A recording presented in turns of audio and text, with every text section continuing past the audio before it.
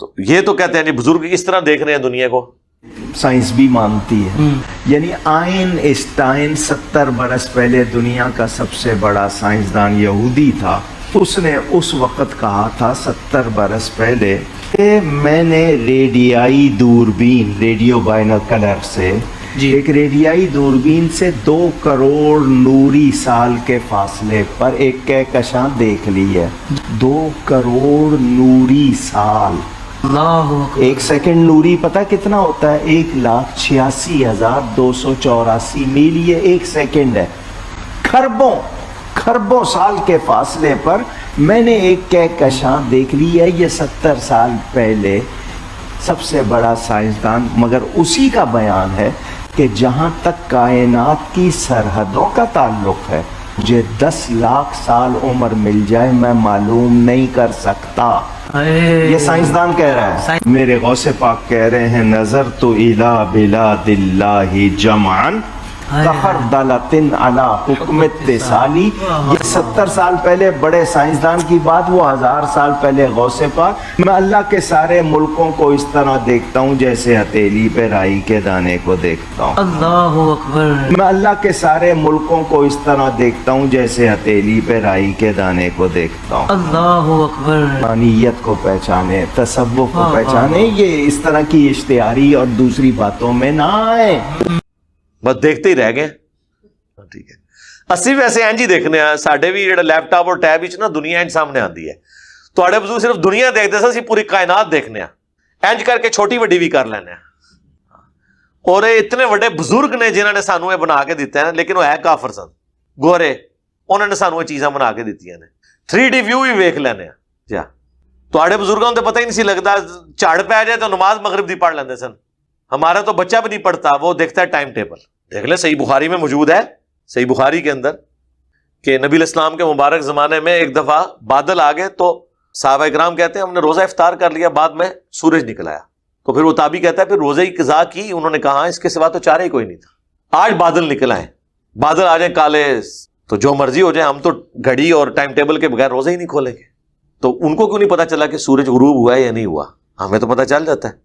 تو یہ مان لیں کہ آج کے بزرگ جو ہیں وہ مرتبے میں آگے بڑھ چکے ہوئے ہیں. جن کو آپ نے چیزیں مرتبے کلیم کیے ہوئے تھے، یہ مرتبے نہیں، یہ ٹیکنالوجی ہے، اس کی برکت ہے. اللہ کا شکر ہے. وہ بیچارے اتنی مشکل سے اٹھتے تھے، ہم لوگ الارم لگا کے اٹھتے ہیں. 2 بجے بھی سو جائیں الارم لگا کے، ہمیں یقین ہوتا ہے کہ 4 بجے یا 5 بجے ہم اٹھ ہی جائیں گے الارم کی آواز سے. اور ادھر صحیح مسلم میں دیکھ لیں حضرت بلال کی ڈیوٹی لگی، وہ بھی سو گئے، نبی علیہ السلام بھی، صحابہ بھی سو گئے، نمازی وقت ہی گزر گیا. سورج نکلنے کے بعد پھر نماز ادا کی. اور یہ آپ کو کہیں گے جی 40 سال تک عشاء کے وضو سے فجر کی نماز پڑھی. سیدنا غوث اعظم فرماتے ہیں میں نے 40 سال عشاء کے وضو سے فجر پڑھی. کتنا عرصہ؟ مادرزاد. اور ہم فرض نہیں پڑھتے، سنتیں بہت سے لوگ نہیں پڑھتے، واجب کتنے نہیں پڑھتے. وہ روزانہ کتنی عبادت کر رہے ہیں. عشاء کے لیے وضو کیا، ساری رات عبادت میں گزاری، صبح فجر ہو گئی. 40 سال. فرماتے ہیں 15 سال میں نے اس طرح گزارے. عشاء کی نماز کے بعد اپنے حجرے میں جاتا، کھونٹی ایک گاڑی ہوئی تھی دیوار میں، کچھ بھی سمجھ لیں، ہک لگایا ہوا، اس کو پکڑ لیتا اور ایک ٹانگ اٹھا لیتا، بسم اللہ الرحمن الرحیم سورہ فاتحہ سے قرآن پڑھنا شروع کرتا، اور اٹھائی ہوئی ٹانگ زمین پر اس وقت رکھتا تھا جب پورا قرآن ختم کر لیتا تھا. خام خواہ کی باتیں، یہ سب کے سب چیزیں غلو ہیں. اسی کو افراط و تفرید کہا گیا. قرآن میں ہے لا تغلو فی دینکم، اپنے دین میں غلو نہیں کرنا. پیغمبروں کے بارے میں اگلی امتوں نے بھی غلو کیا، اس امت نے بھی کیا. بخاری اور مسلم دونوں میں حدیث ہے کہ تم بھی اگلے لوگوں کے راستے پہ چل پڑو گے، قدم با قدم، بالشت بر بالشت، حتیٰ کہ ان میں سے کوئی شخص گوہ کے سوراخ میں داخل ہوا تو تم بھی اس کی پیروی کرو گے. صحابہ کرام نے پوچھا کہ یہ اگلے لوگوں سے مراد کیا یہود و نصارہ ہیں؟ آپ نے فرمایا اگر وہ مراد نہیں تو پھر کون سے لوگ مراد ہیں؟ یعنی یہود و نصارہ کی ہر خرابی اس امت کے اندر کسی نہ کسی شکل میں آئے گی. آپ کسی خرابی کا ذکر کریں، میں آپ کو بتاؤں گا کہ کس فارم میں اس امت کے اندر موجود ہے، سوائے ایک چیز کے کہ انہوں نے رسول اللہ کو اللہ کا بیٹا قرار نہیں دیا، اللہ قرار نہیں دیا. ویسے کوشش کی ہے نور من نور اللہ کہہ کر اس کا غلط مفہوم بیان کرنے کی، لیکن اوریاں اس طریقے سے کوئی شرک نہیں کیا. اور یہ بھی اس امت کی اللہ تعالیٰ نے چونکہ ختم نبوت ہے, اب کوئی پیغمبر نہیں آنا, یہ اللہ تعالیٰ نے کم از کم شرک جلی سے اس امت کو محفوظ رکھا. لیکن باقی آپ جس لیول پہ بھی دیکھیں, جو کچھ انہوں نے اپنے پیغمبروں کے بارے میں کلیم کیا نا, ادھر پیغمبر کے بارے میں تو چھوڑ دیں, انہوں نے تو اپنے بابوں کے بارے میں وہ چیزیں کلیم کی ہیں. آپ یہ جتنے بھی واقعات دیکھیں تو کیا کہتے ہیں کہ جی اللہ تعالیٰ نے فرمایا چھڑ دو, عبد القادر وچ پہ گیا. عبد القادر نے کیا کہ یا اللہ میرا بندہ ہے. تو یہ عبد القادر اور اللہ کی جو گفتگو ہے اس کا کیا مطلب ہے؟ یہی بات اگر غلام احمد قادیانی کی طرف منسوب کی جائے تو یہ کہتے ہیں کہ جی وہ دجال ہے. اللہ اور بندے کی گفتگو جب ہو رہی ہے اور وہ بندہ پیغمبر بھی نہیں ہے تو کیا آپ کہنا چاہ رہے ہیں؟ پیغمبر کے دور کا آدمی بھی نہیں ہے, کیا آپ کہیں گے بیچ میں پیغمبر انوالو ہے؟ تو پھر آپ امت کو کیا کہنا چاہ رہے ہیں؟ اور اس بات کا جواب ان کے پاس کوئی نہیں ہوتا جب آپ ان سے پوچھیں.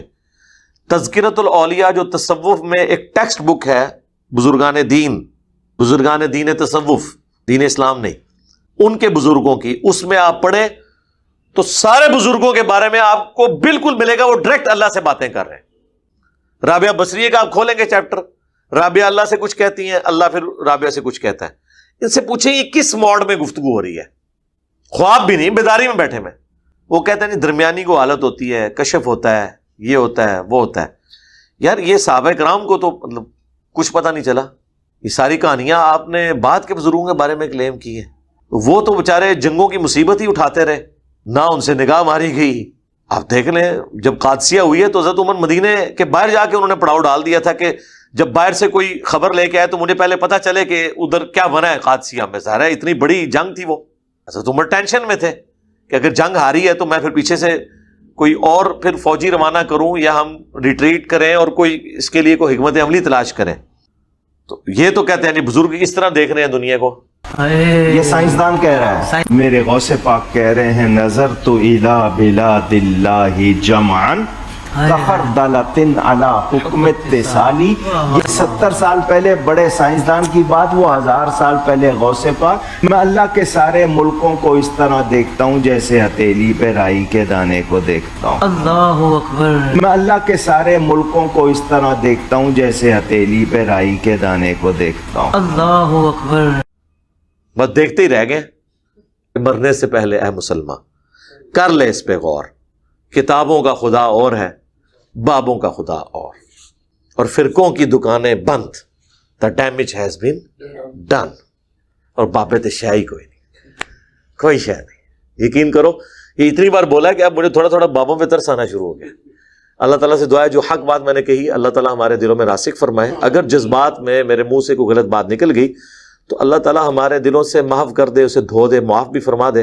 ہمیں کتاب و سنت کی تعلیمات پر عمل کر کے دوسرے بھائیوں تک پہنچانے کی توفیق عطا فرمائے.